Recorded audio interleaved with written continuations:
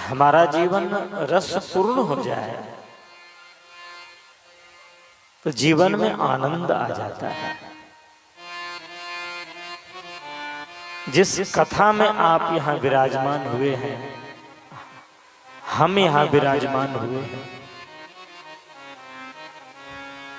ये कथा मनुष्य के जीवन को सरस बनाती है।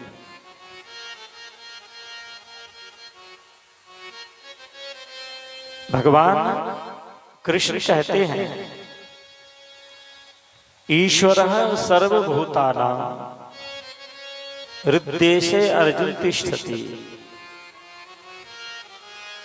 अर्जुन से कहते हैं, अर्जुन ईश्वर समस्त भूत प्राणियों में है, किंतु हृदयवान प्राणियों से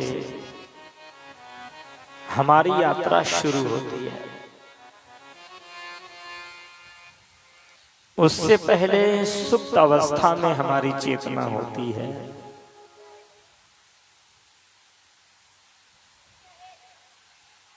हमारे यहाँ के ऋषियों ने पत्थर में भी भगवान माना है। हमारे यहाँ के ऋषियों ने पेड़ पौधे में भी भगवान माना है। कितना गहरा विज्ञान होगा। शुरू शुरू में हम भी पढ़ा करते थे, समझ में नहीं आता था आखिर पत्थर में भगवान कैसे हो सकता है, पेड़ पौधे में भगवान कैसे हो सकता है, उनकी सत्ता कैसे हो सकती है। उनकी सत्ता वहां भी है, उनकी सत्ता पशु पक्षी में भी है, उनकी सत्ता मनुष्य में भी है, उनकी सत्ता मनुष्य से ऊपर जो आत्म सत्ता है, जो मनुष्य सत्व कहते हैं, उनको मनुष्य तत्व भी कहा करते हैं। उनसे ऊपर की एक और सत्ता है ब्रह्म सत्ता। उनसे ऊपर की एक और सत्ता है जिनको निर्वाण पद कहते हैं। हमारा ये जीवन क्रम 7 शरीर में पूर्ण होता है। आत्मा की सत्ता पत्थर में भी है, किंतु सुप्त अवस्था में है। चेतना में थोड़ा विकास होता है तो पत्थर से पेड़ पौधे के रूप में होते हैं। पेड़ पौधे में भी थोड़ा विकास होता है तो पशु पक्षी में आते हैं, और पशु पक्षी से चेतना में जब विकास होता है तब वो मनुष्य में आता है। मनुष्य जब अपने जीवन में आत्मा का अनुसंधान करता है, क्योंकि अनुसंधान का केंद्र ये मानव जीवन ही है। चेतना में जब पूर्ण चेतनता आती है, उस आत्म तत्व को समझ लेता है मनुष्य, तो जिस मिट्टी पानी आग हवा से मनुष्य का शरीर बना है, उसी मिट्टी पानी आग हवा से पशु पक्षी का भी शरीर बना है, और उसी 5 तत्व से पेड़ पौधे का भी निर्माण हुआ है, और वही तत्व पत्थर में भी समाया हुआ है। किंतु पत्थर में एक शरीर है, पेड़ पौधे में 2 शरीर हैं, पशु पक्षी में 3 शरीर हैं, और ये मनुष्य में 4 शरीर हैं। मनुष्य तत्व में जब साधना करता है साधक, जो पशुवत जीवन व्यतीत करता है उनको छोड़कर जो साधना करता है वो आत्म तत्व को परख लेता है, तब मनुष्य शरीर पशु शरीर से भी श्रेष्ठ हो जाता है। जो मानव शरीर प्राप्त करके आत्म सत्ता का अनुभव नहीं कर लेता है, उस शरीर में और पशु के शरीर में कोई अंतर नहीं रहता। इसलिए जैसे पशु भोजन करता है, संतति पैदा करता है, शयन करता है, अपने रहने के लिए घर का भी निर्माण कर लेता है, नींद लेता है, भोजन करता है, छाजन संतति सृजन करता है, नींद लेता है, भय पशु को भी होता है, मनुष्य को भी होता है। ये 6 पशु कर्म कहा गया है। इन कर्मों को पशु भी करते हैं और इन कर्मों को मनुष्य भी करते हैं, किंतु जो इन 6 कर्मों से मनुष्य अपने आप को ऊपर उठा लेता है, वह 5वें शरीर में प्रवेश कर जाता है। ये चेतना की उड़ान है। जब आत्म शरीर की अनुभूति करता है साधक, तब इस शरीर से ऊपर उठ जाता है। इसी शरीर से ऊपर की सत्ता की अनुभूति महाराज परीक्षित को होती है। इस शरीर से ऊपर की अनुभूति ही जितने समग्र ऋषि महर्षि हैं उनको हो जाती है। साधना में इतना लीन हो जाते हैं कि शरीर पत्थरवत हो जाता है। जब मैं पहली बार पंजाब गया था, वहां एक आश्रम में निवास हुआ और वो संत उस समय बच रहे थे। आसपास के लोगों ने कहा यहाँ जो महाराज जी रह रहे हैं, वो एक दिन पेड़ के नीचे बैठे थे। सड़क के किनारे वो पेड़ था। सुबह में ही आकर बैठ गया पेड़ के नीचे। गांव वाले उसी सड़क के रास्ते से आते जाते रहे। वो सन्यासी बैठा रहा। लोगों की नजर पड़ी कि इस रास्ते से जब गुजर रहे थे हम 2 घंटे पहले, ये सन्यासी उस समय बैठा था, अभी भी बैठा होगा। 2 घंटे के बाद फिर वो खेत जा रहा है तो फिर देखता है वहां बैठा हो, हिलता ही नहीं है। शाम को पुनः लौट रहा है तो देखता है कि वो संत फिर उसी अवस्था में बैठा है। एक व्यक्ति ने सोचा कि देखो ये क्या करता है बैठकर। एवं प्रकार से धीरे धीरे भीड़ बढ़ने लगी। वो संत आज सुबह बैठे तो दिन भर बैठे रह गए, रात भर बैठे रह गए, अगले दिन भी दिन भर बैठे रह गए, अगले दिन रात भर बैठे रह गए। एवं प्रकार से 7 रात 7 दिन यूं बैठा है एक आसन से, हिलता भी नहीं है।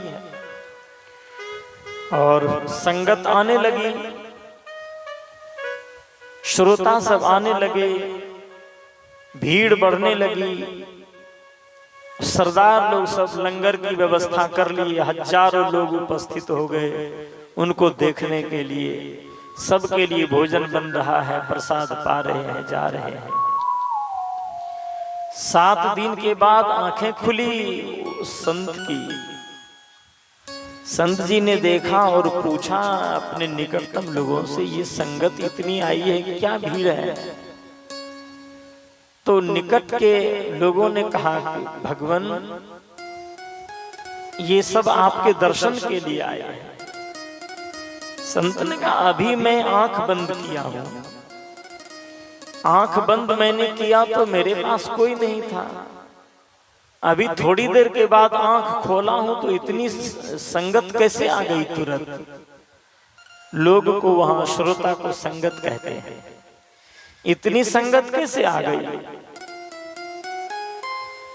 उनके निकटतम लोगों ने कहा, गुरुदेव आप अभी तुरंत नहीं बैठे हैं। कहा, तब आपको बैठे हुए 7 रात 7 दिन हो गए, आज 8वां दिन है, सुबह में आपकी आंख खुली है।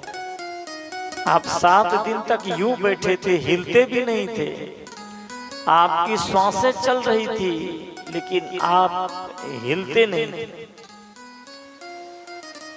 ये आपके दर्शन के लिए ही इतनी संगत आई है।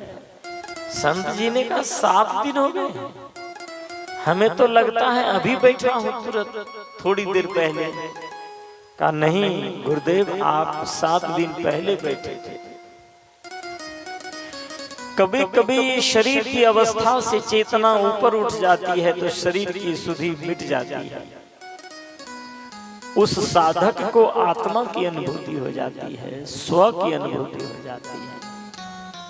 वो साधक साक्षी भाव को साध लेता है, और जो साक्षी भाव को साध लेता है साधक, कर्म के बंधन से वो साधक मुक्त हो जाता है।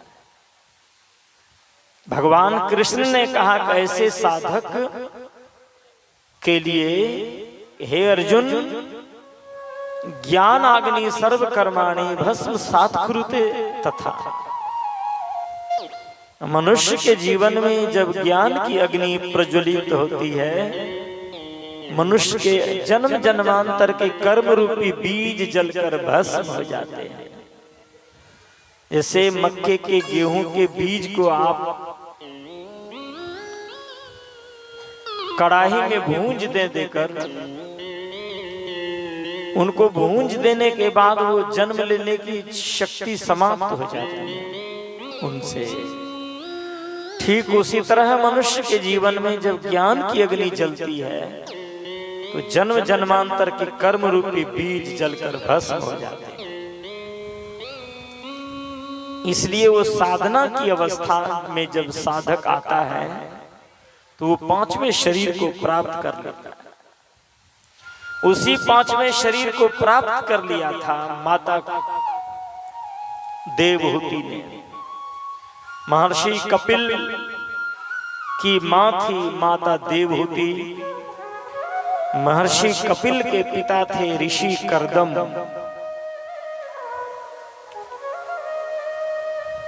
श्रोताओ, साधना की जब ऊंचाई होती है, संसार की सारी चीजें, संसार की सारी वस्तुओं से आसक्ति धीरे धीरे छूट जाती है। सारी चीजें अपनी जगह पर रहती हैं। साधक की चेतना बदल जाती है, अवस्था बदल जाती है, स्थिति बदल जाती है। साधक की दिशा बदल जाती है तो साधक की दशा बदल जाती है। इसलिए हम सबको चाहिए अपने जीवन की दशा बदलने के लिए सबसे पहले दिशा बदल दें।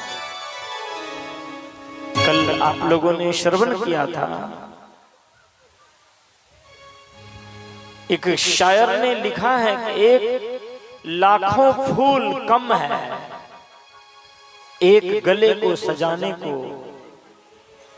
लाखों फूल कम है एक गले को सजाने को, लेकिन एक ही भूल काफी है जिंदगी भर रुलाने को।